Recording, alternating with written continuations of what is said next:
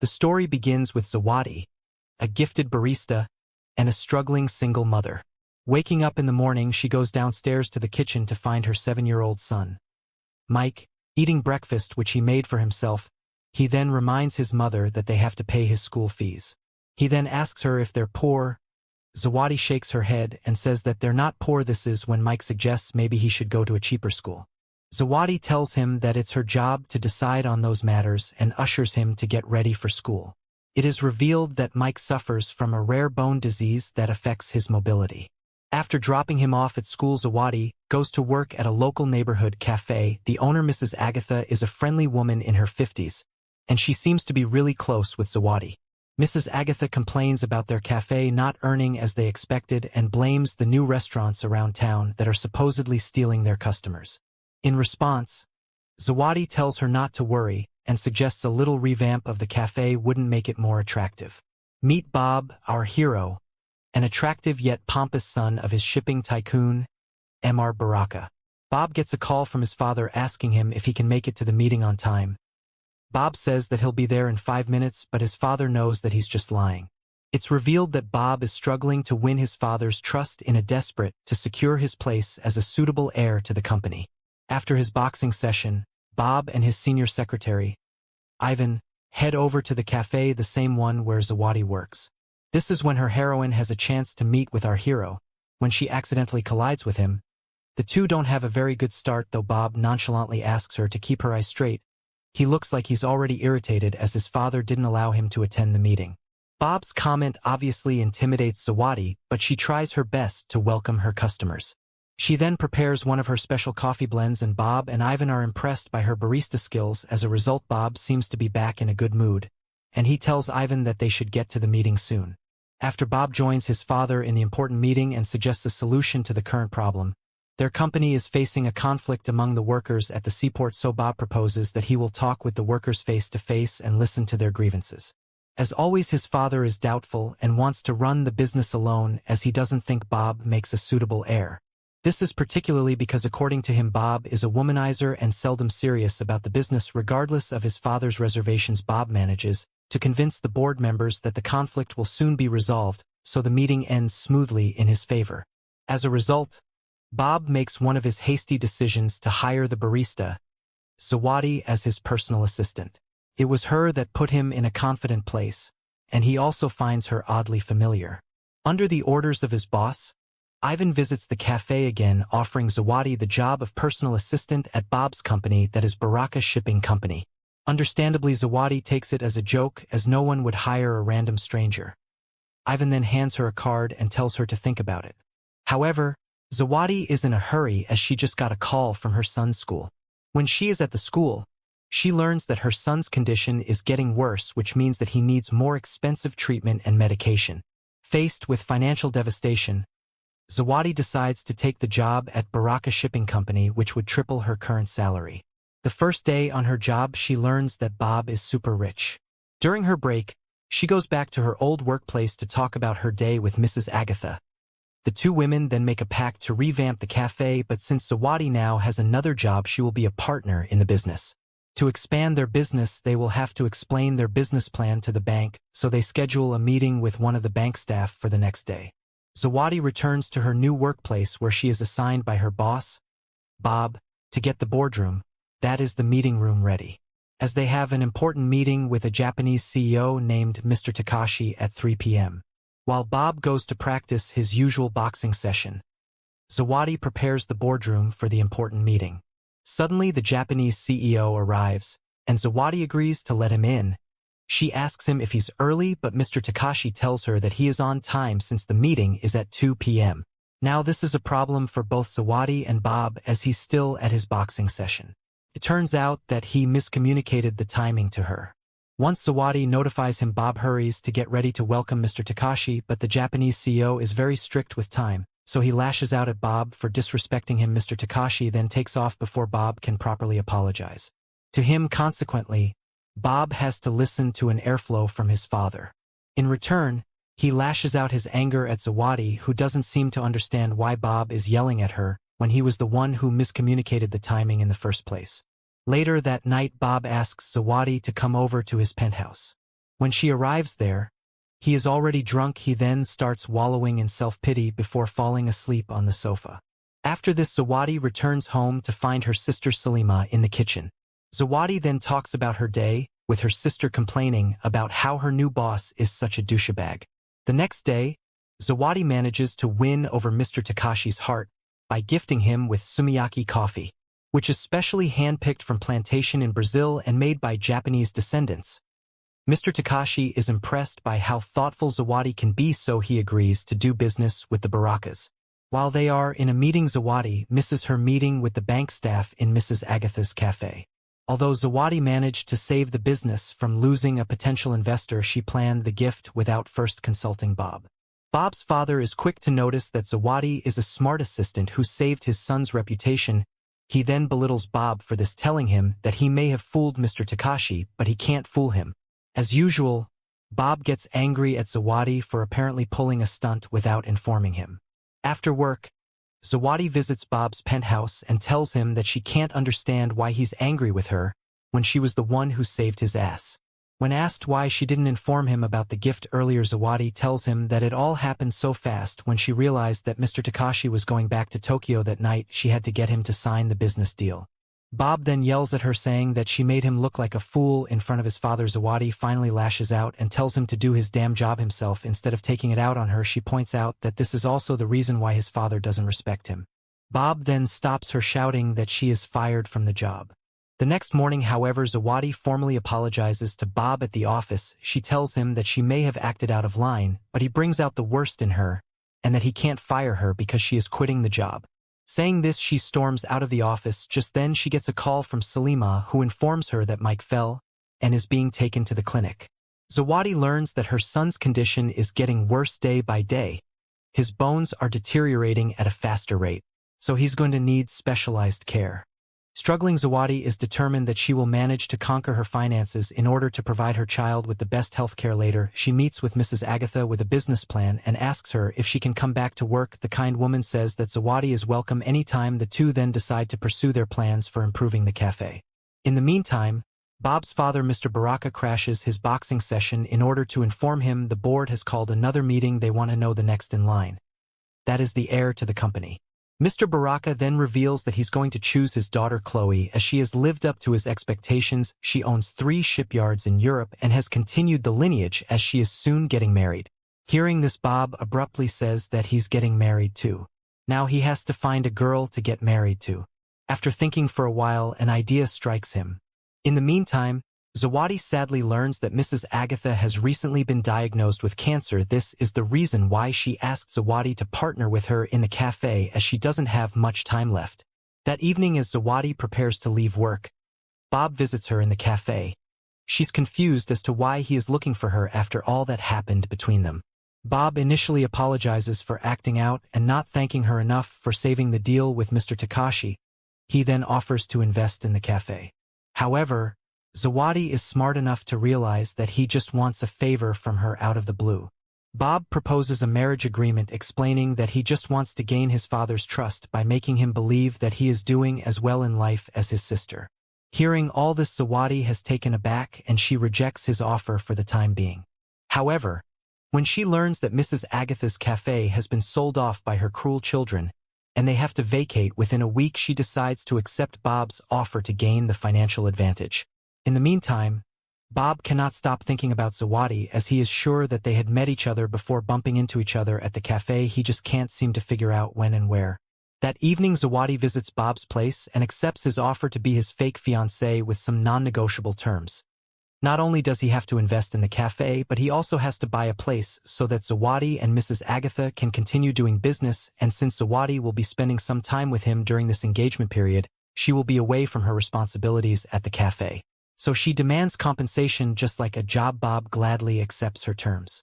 The next day, Zawadi gets a complete makeover because according to Bob, his fiancée should look classy and elegant. And in the cutest yellow dress, Zawadi looks absolutely stunning. When asked about why he chose her, Bob says that she is the only woman who could make him look like an honest man. Later, while doing their fake proposal thing, a guy interrupts them to inform Bob about something. He turns out to be none other than Job. Zawadi's ex Bob, who is oblivious about their relationship, introduces Job to Zawadi, informing her that he has recently joined the company. Next, Bob announces his big engagement to his parents during a lunch gathering. Although his mother is happy with the decision, his father doesn't seem to believe the facade. Mr. Baraka is also adamant about making Chloe the heir to the business. The following morning, Job makes an unannounced visit to Zawadi. He tells her that he's sorry about yesterday when he didn't acknowledge her, explaining that he himself was in shock. In a flashback to 8 years ago, it's revealed that then, the 28-year-old Job had left Zawadi, who was only 19 at the time, to go to the US.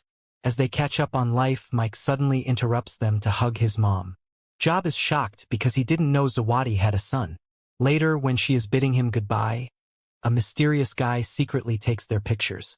Next, Zawadi goes to the cafe where Bob is already waiting for her. She then makes her signature blend for him, and while doing so, she lectures him on coffee. As they faked their relationship, Zawadi and Bob started spending more time together, and without realizing it, they started to like each other. In the meantime, Bob keeps getting a flashback from the day when he met a girl exactly like Zawadi at a masquerade ball. As he gets closer to her, he continues to believe that the girl he met that day at the party and Zawadi are the same person.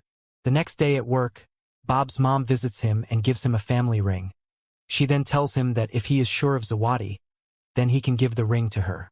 Additionally, she also hands up a file that contains recent pictures of Zawadi, Mike, and Job. It turns out that Bob's father had one of his men follow Zawadi and delve into her personal life. Bob is shocked to see the pictures, as Zawadi had said that there was nothing going on between her and Job. He also didn't know that she had a son. Now he questions if he really knows her. Next, he gives Zawadi a contract of engagement for her to sign in case she decides to take advantage of him. Zawadi noticed his unusual behavior, as he seemed to be very friendly and loving the other day. When asked why he is acting so weird, Bob calmly says that this is how they do business deals and that she shouldn't expect anything more. Zawadi feels hurt when she hears this from him, so she stomps out of his office sobbing. Job notices her and runs after her. He then reads the contract paper and learns about their fake engagement. Zawadi continues sobbing and Job hugs her to comfort her.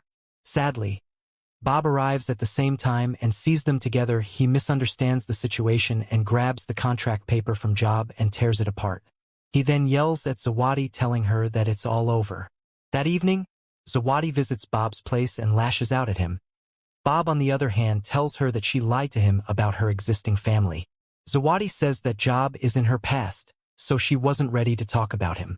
Bob continues to ask if Mike is Job's son, and Zawadi refuses to answer. Even with the heated argument, Bob calms her down and slowly approaches her. The two then kiss each other and eventually end up taking that passion to the bed. During this time, after the do, and in bed, Bob recalls where he had been intimate with the mysterious girl at a party. Finally, on that fateful night when Zawadi and Bob met for the first time at a masquerade ball, on the same day Joseph had left for the US, Salima, her sister, had taken Zawadi to a club so that she would stop whining about her act. The two sisters disguise themselves in wigs and masks and enter the party. This is when Bob, who is also wearing a mask, bumps into her. They chat for a while and start flirting with each other. Zawadi, realizing that she directly needs a distraction, asks Bob to kiss her, and they eventually end up having a one-night stand.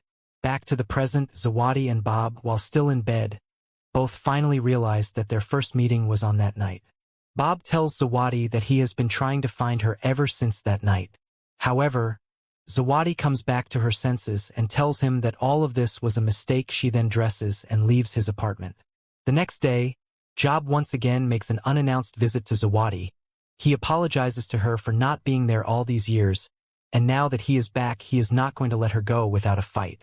In the meantime, Bob texts Zawadi that they need to talk about the other night. When they meet, he asks her why she freaked out yesterday.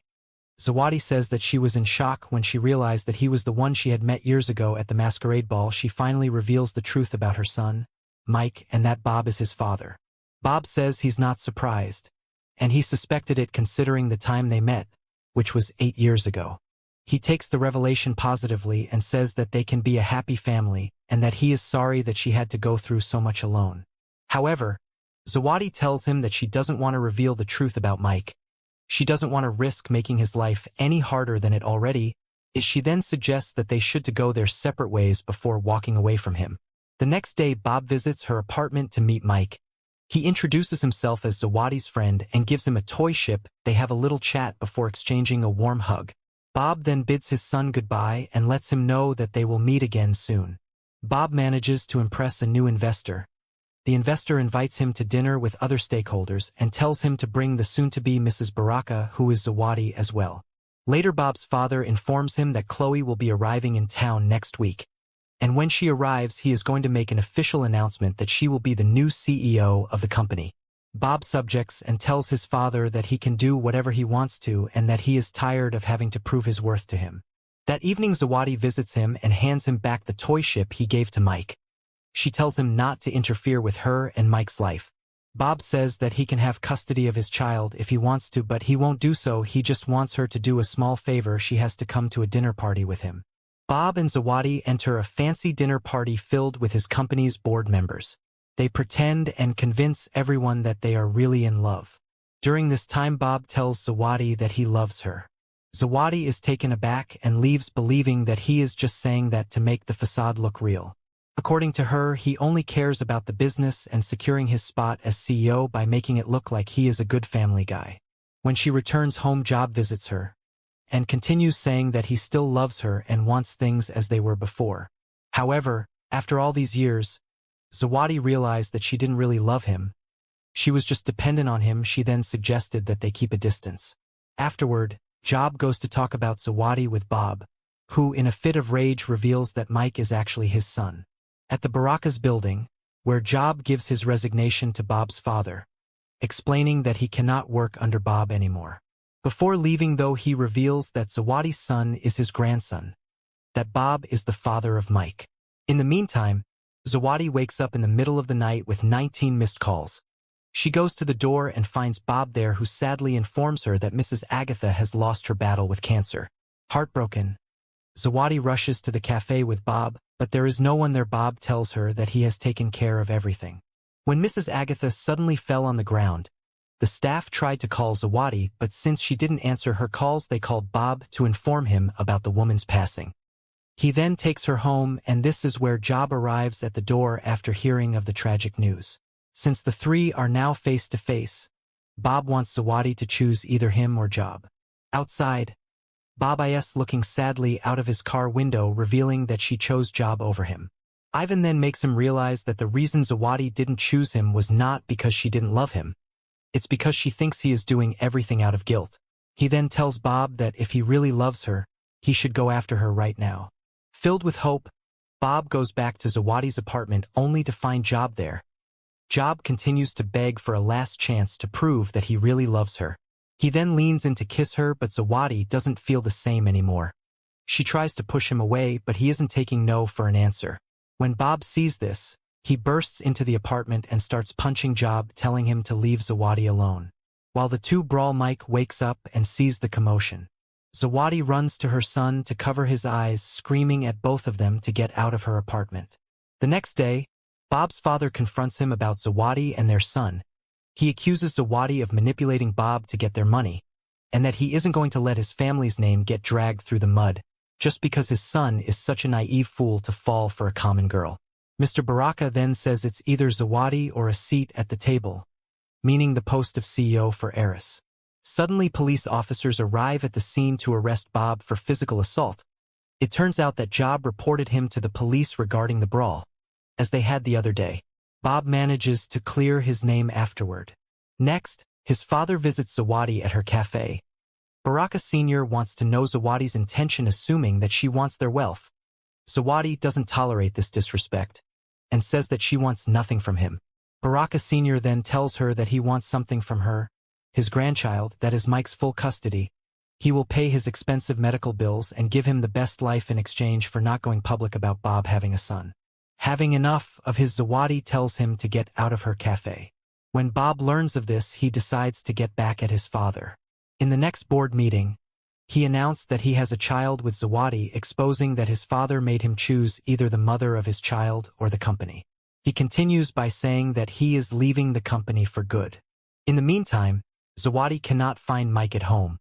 She looks around the whole city sobbing and shouting her child's name. She then calls Bob and informs him about their missing child. Thankfully, Mike is spotted outside the Baraka's building.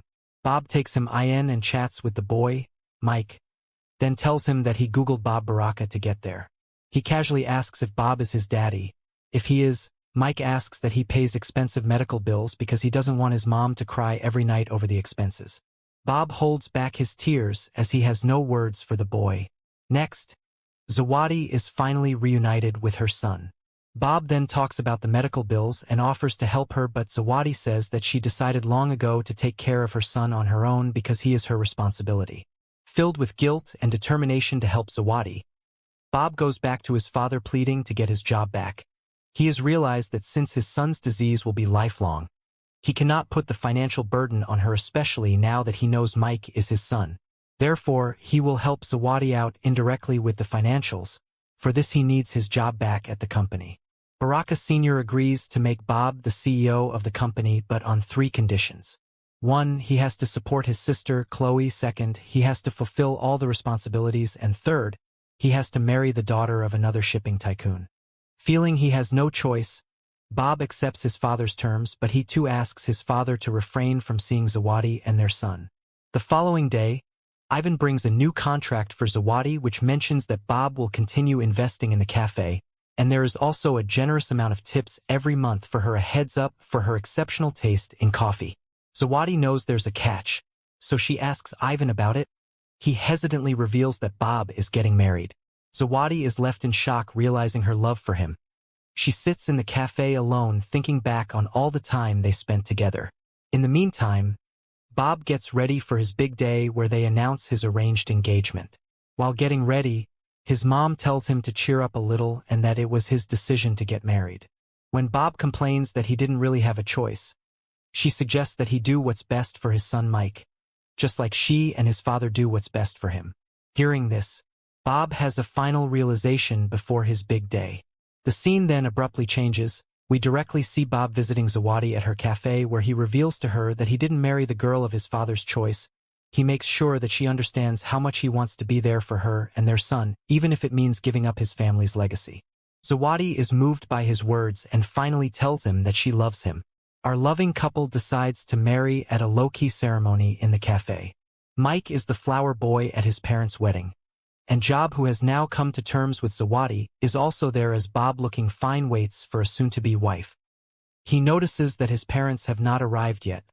Thankfully, his mother does show up, giving him a long sigh of relief. Zawadi, who is adorned in a beautiful gown, gets ready to walk down the aisle. And this is when Baraka Sr. arrives, showing that he does care about his son's happiness. He then walks Zawadi down the aisle, evoking emotion from Bob, as he didn't expect anything like this from his father. Zawadi and Bob are then declared husband and wife. As they exchange rings, the story ends happily for our loving couple. Thank you for listening and watching. Subscribe for more interesting stories like this one. Kindly support our channel. Take care of yourselves. I love you all. Bye.